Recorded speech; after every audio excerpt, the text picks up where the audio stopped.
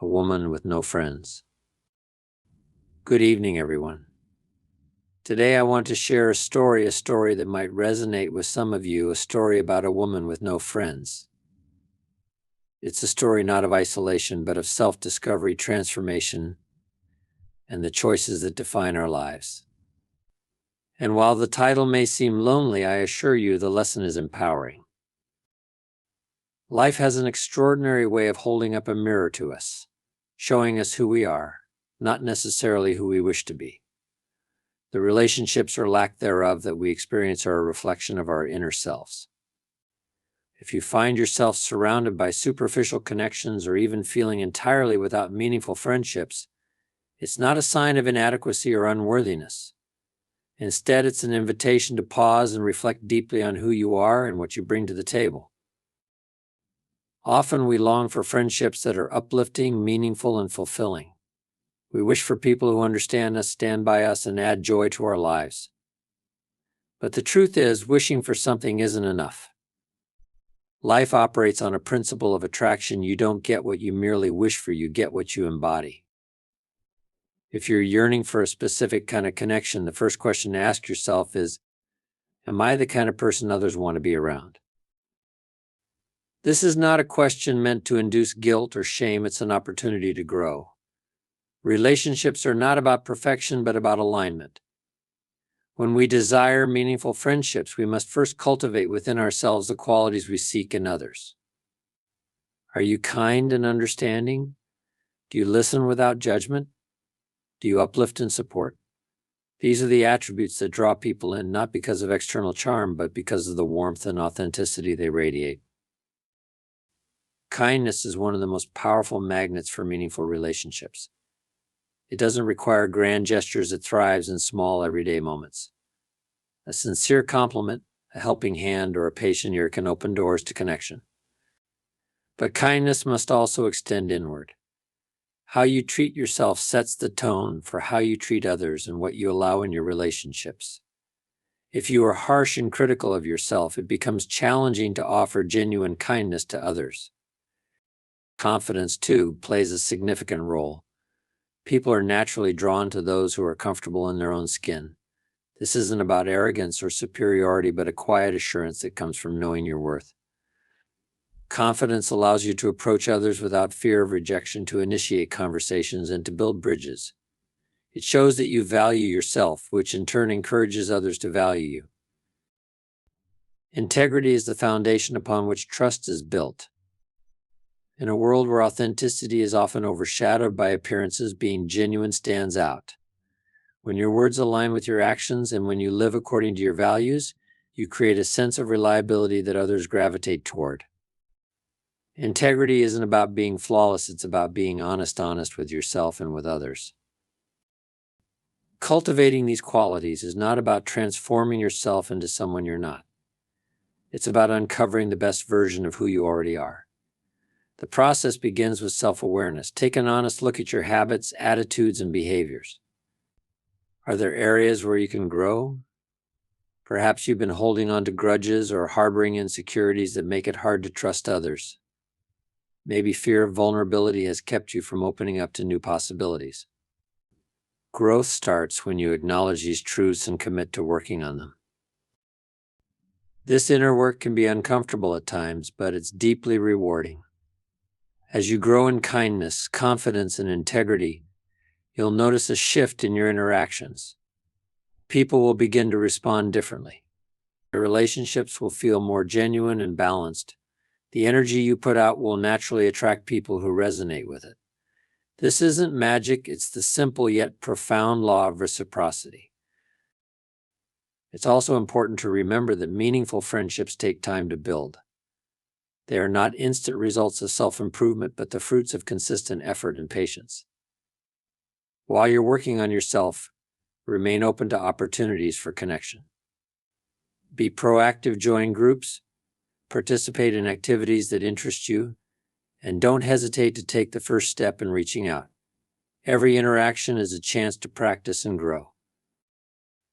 In the end, the quality of your relationships will reflect the quality of your inner life. If you focus on becoming a person of value, the right people will naturally be drawn to you. They'll see in you the kindness, confidence, and integrity that they too aspire to have in their lives. Friendship is not just about what others can give you. It's about who you become in the process of giving, growing, and connecting. The mirror of life is always there, not to judge, but to guide you toward becoming the best version of yourself. Friendship is not something that magically falls into our laps. It's something we actively cultivate. Many people yearn for deeper connections, but wait passively, hoping others will make the first move. But the truth is, meaningful relationships are built, not stumbled upon. If you want friends, the first step is to stop waiting and start giving.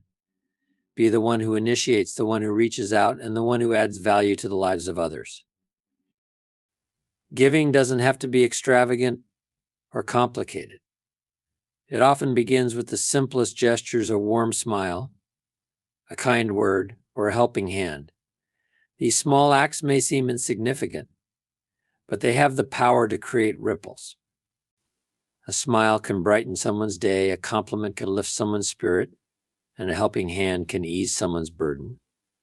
These are the seeds of connection, and when you sow them consistently, they grow into relationships built on trust and mutual appreciation. One of the most beautiful aspects of giving is its self-reinforcing nature. When you give genuinely, you not only uplift others, but also enrich your own life. The act of giving creates a sense of fulfillment and purpose. It shifts your focus outward from what you lack to what you can offer. This shift is transformative because it replaces loneliness with a sense of contribution. People are naturally drawn to those who radiate positivity and generosity. The key to giving in the context of friendship is authenticity. People can sense when an act of kindness is genuine versus when it's driven by ulterior motives. Genuine giving comes from a place of abundance, not a desire for reciprocation. It says, "I see you and I value you," without any strings attached. This kind of authenticity builds trust, which is the foundation of any meaningful relationship. Support is another cornerstone of giving in friendships. Life is full of challenges, and knowing that someone is there to offer encouragement or lend an ear can make all the difference. You don't always have to solve someone's problems. Often just being present is enough. Listening without judgment, offering a shoulder to lean on, or simply acknowledging someone's struggles can strengthen bonds in profound ways. Sometimes giving involves stepping out of your comfort zone. It might mean being the first to introduce yourself in a new group, or taking the initiative to invite someone for coffee. These actions may feel awkward at first, but they demonstrate courage and a willingness to connect. They show that you're willing to make an effort, and that effort rarely goes unnoticed. Many friendships begin with one person's willingness to take that first step. The law of sowing and reaping applies beautifully to friendships. If you consistently sow seeds of kindness, support, and genuine interest, you'll eventually reap a harvest of connection and camaraderie. But just like in farming, patience is essential. Seeds don't sprout overnight, and relationships take time to grow. There may be moments when your efforts seem to go unnoticed or unreciprocated. Don't let that discourage you. The act of giving is valuable in itself, regardless of immediate results. It's also important to recognize that giving in friendships doesn't mean sacrificing your own well-being or boundaries. True giving comes from a place of balance. It's about offering what you can without depleting yourself. Healthy friendships are reciprocal, where both parties contribute and benefit. When you give generously but also respect your own limits, you create relationships that are sustainable and fulfilling. As you embrace the mindset of giving, you'll find that it transforms not just your relationships, but your entire perspective on life. You'll begin to notice opportunities for connection everywhere. You'll see the potential for friendship in the stranger you greet, the colleague you support, or the neighbor you lend a hand to. Each interaction becomes a chance to build bridges and foster understanding. In the end, friendship is not about taking, but about creating a space where both giving and receiving can flourish. It starts with you. By being proactive, genuine, and generous, you set the stage for meaningful connections to blossom. And as you continue to give, you'll find that the seeds you plant today will grow into the lasting friendships you cherish tomorrow. A woman with no friends is often misunderstood. To many, her solitude may appear as a sign of unworthiness or difficulty in forming connections. But this is not always the case. Sometimes her solitude reflects something far more significant: standards. She is not without friends because she is incapable of forming relationships, but because she refuses to settle for shallow, unfulfilling connections. This choice, rooted in self-awareness and wisdom, deserves respect rather than judgment. Standards are an essential part of any meaningful relationship. They act as boundaries defining what you will and won't accept in your interactions with others. They stem from your values, your self-respect, and your understanding of what contributes to a healthy, balanced friendship. Having high standards means that you prioritize quality over quantity. You'd rather have a few deep, authentic connections than a crowd of superficial acquaintances. However, there's a fine line between having high standards and using them as walls to keep people out. It's easy to fall into the trap of perfectionism, expecting others to meet every single one of your expectations before allowing them into your life. But perfection is an illusion, and no one, including yourself, can live up to it. True connection doesn't come from finding perfect people, it comes from accepting imperfect ones and building something meaningful together. This balance between discernment and openness is where the power of standards truly lies. It's about being selective without being dismissive. It's about recognizing the potential for beauty in people despite their flaws while still maintaining your boundaries. High standards should not close you off from the world, they should guide you in navigating it wisely. Sometimes having high standards means saying no to relationships that don't align with your values or bring out the best in you. This can be difficult, especially in a society that often equates popularity with success. But choosing solitude over unhealthy relationships is an act of courage. It shows that you value your peace and well-being over societal expectations. This kind of discernment is not a sign of loneliness, it's a testament to your strength and self-respect. At the same time, it's important to remain open to the possibility of connection. While it's wise to be discerning, overly rigid standards can prevent you from experiencing the richness of human relationships. People are complex, multifaceted, and often surprising.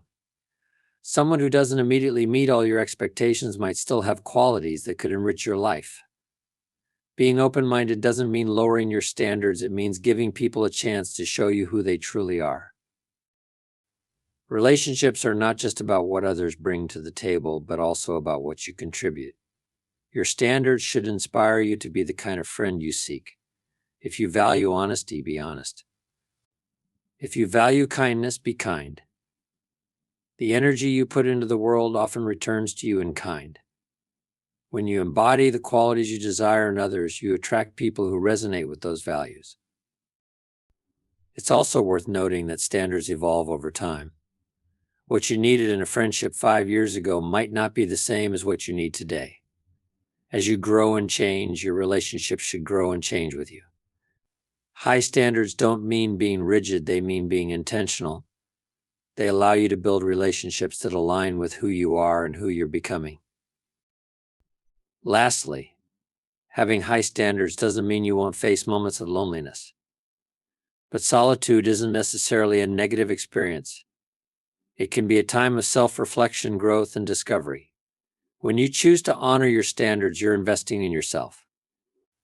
You're creating space for relationships that truly add value to your life rather than fill a void temporarily. In the end, the power of standards lies in their ability to help you navigate relationships with clarity and purpose. They remind you of your worth and guide you toward connections that uplift and inspire you. But just as important, they encourage you to remain open to see the beauty in others, to embrace their imperfections, and to recognize that the most meaningful relationships are not about perfection, but about authenticity and mutual respect. Standards are not barriers, they are the foundation upon which lasting connections are built. Loneliness is often misunderstood. Many see it as a punishment or an inevitable state of being, but in reality, loneliness is a signal, not a sentence. It's your mind and heart working together to alert you that something important is missing: a connection, a sense of belonging, or perhaps even purpose. Recognizing loneliness as a signal is the first step toward transforming it into something positive. It is not a permanent condition unless you allow it to be. It's an invitation to take action and reshape your circumstances. The first thing to understand about loneliness is that it's a universal experience. Everyone feels it at some point, no matter how surrounded they are by people. The difference lies in how we respond to it. Some allow it to take root, believing it's a reflection of their inadequacy, while others see it as a nudge to make changes in their lives. The power to shift from one perspective to the other lies entirely within you. When loneliness sets in, it's easy to retreat further inward. The feelings of isolation can create a cycle where the more disconnected you feel, the harder it becomes to reach out. But this is where awareness is crucial. Rather than seeing loneliness as a barrier, view it as an opportunity, a signal that it's time to act. This shift in perspective can be life-changing. Taking action doesn't have to be overwhelming or complicated. Sometimes it starts with the smallest step. Joining a community or group, for example, can be a powerful way to break the cycle of isolation. Whether it's a book club, a fitness class, or a local volunteer organization, being part of something bigger than yourself provides a sense of connection and purpose. These environments often foster natural interactions, making it easier to form relationships over shared interests. Hobbies are another excellent way to combat loneliness. When you immerse yourself in something you love or explore something new, you not only fill your time with joy and creativity, but also open the door to meeting like-minded individuals. Whether it's painting, gardening, or learning a musical instrument, these activities create opportunities for growth and connection. Even solitary hobbies can become gateways to community when shared online or through local meetups. Reaching out to others is one of the most courageous and impactful actions you can take when loneliness strikes.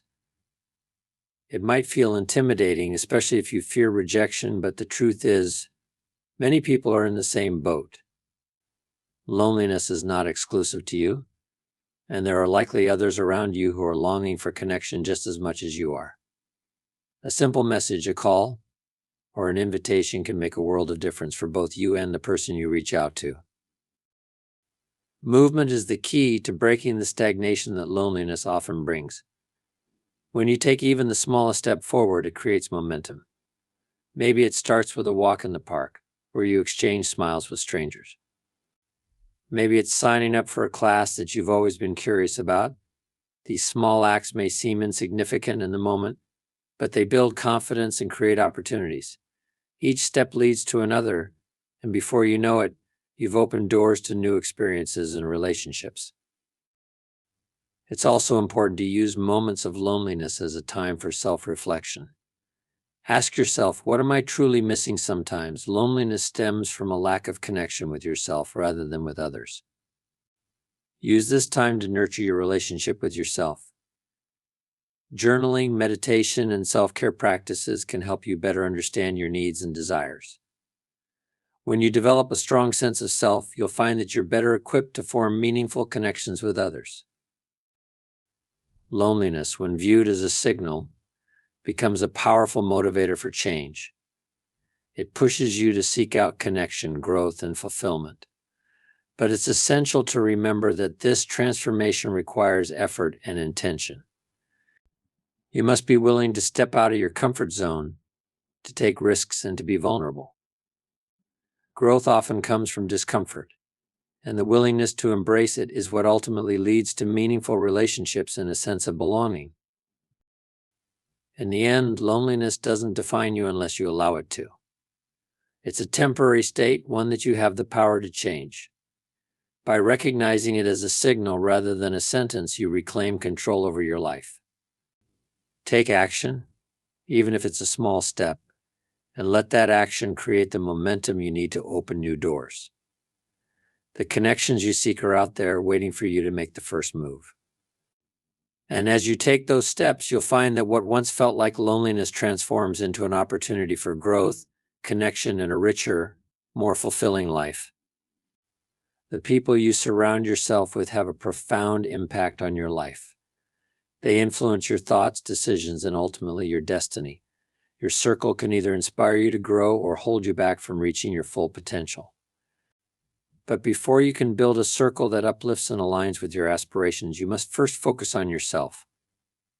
Becoming a magnet for the right people starts with cultivating the qualities, values, and energy that resonate with the kind of relationships you seek. Think of your circle as a reflection of who you are. The friends, colleagues, and mentors in your life often mirror your priorities, habits, and mindset. If you desire a circle of supportive, ambitious, and kind individuals, you must first embody those traits yourself. Relationships are built on alignment, and people are naturally drawn to those who share similar values and aspirations. Therefore, the foundation of a strong and positive circle begins with self-improvement. Cultivating the skills and qualities that attract the right people requires self-awareness and intentional effort. Start by examining your current habits and attitudes. Are you someone who uplifts others, listens with empathy, and offers encouragement? Or do you find yourself being overly critical, dismissive, or inconsistent in your interactions? The way you treat others often determines the quality of relationships you attract. To draw in people who elevate your life, you must become the type of person who inspires trust, respect, and admiration. Your energy also plays a significant role in the kinds of relationships you build. People are drawn to positivity, confidence, and authenticity. When you radiate a sense of purpose and self-assurance, you naturally attract others who resonate with that energy. This doesn't mean you have to be perfect or always exude cheerfulness. It's about being genuine and striving to bring light into every interaction. People appreciate authenticity and are more likely to connect with someone who is real and vulnerable than someone who pretends to have it all together. Another important aspect of attracting the right circle is your values. Your core beliefs and principles act as a compass for the types of people you want in your life. If honesty, kindness, and ambition are important to you, prioritize those traits in yourself and seek them in others. This alignment ensures that your relationships are built on a solid foundation of mutual understanding and respect. When your values align with those of your circle, the bond becomes stronger and more meaningful. Building a valuable circle also requires effort and initiative. You can't simply wait for the right people to appear in your life. You must actively seek them out. This might involve stepping out of your comfort zone, joining new groups, or engaging in activities that align with your interests and goals. When you place yourself in environments where like-minded individuals gather, you increase the likelihood of forming connections that are both meaningful and enriching. However, it's important to remember that building a strong circle is not about quantity but quality.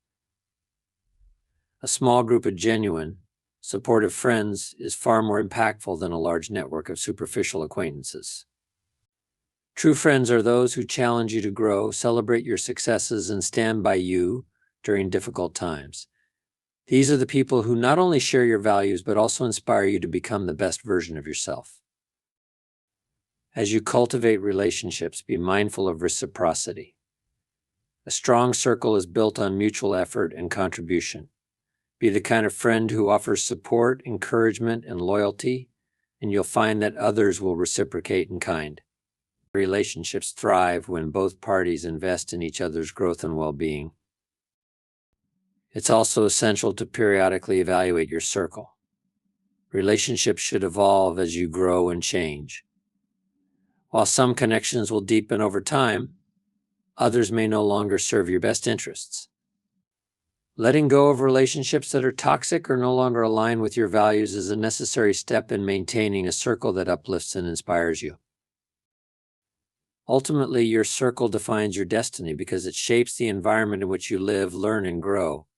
When you surround yourself with people who elevate you, their influence pushes you to strive for greater heights. But it all begins with you. By cultivating the skills, values, and energy that attract the right people, you set the stage for relationships that enrich your life and guide you toward your dreams. When you focus on becoming a person of value, you'll naturally draw in others who share your vision and inspire you to become your best self. The foundation of all meaningful relationships lies in the one you have with yourself. The friendship you build with yourself sets the tone for how you interact with others and the quality of relationships you attract. If you don't enjoy your own company, how can you expect others to? Before seeking external connections, you must first invest in self-care, self-respect, and self-growth. Learning to embrace solitude and nurturing your inner relationship is not only empowering but also transformative.